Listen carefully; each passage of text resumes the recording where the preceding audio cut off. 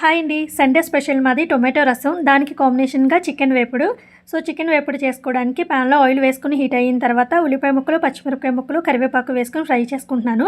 అవి fry చేసుకునేలోపు masala prepare చేసుకుందాము. Mixie జార్‌లోకి చెక్క, లవంగాలు, యాలకులు, ధనియాలు వేసుకొని పౌడర్ చేసుకొని పక్కన పెట్టుకోవాలి. ఉల్లిపాయ ముక్కలు ఫ్రై అయిపోయిన తర్వాత అల్లం వెల్లుల్లి పేస్ట్ కూడా వేసుకొని బాగా ఫ్రై చేసుకోవాలి. అల్లం వెల్లుల్లి పేస్ట్ కూడా ఫ్రై అయిన తర్వాత చికెన్ వేసేసుకొని టేస్ట్‌కి సరిపడినంత సాల్టు, కారం, చికెన్ మసాలా వేసుకొని వాటర్ రిలీజ్ అయ్యేదాకా మూత పెట్టుకొని కుక్ చేసుకోవాలి. చికెన్ నుంచి వాటర్ రిలీజ్ అవుతుంది కదా, సో ఇప్పుడు కొంచెం వాటర్ కూడా యాడ్ చేసుకొని మూత పెట్టుకొని బాగా కుక్ చేసుకోవాలి. కొంచెం ఉడికిన తర్వాత మనం ఆల్రెడీ ప్రిపేర్ చేసుకుని పెట్టుకున్న మసాలా ఇప్పుడు యాడ్ చేసుకోవాలి. ఈ మసాలా వేయడం వల్ల చికెన్ వేపుడు చాలా టేస్టీగా ఉంటుంది.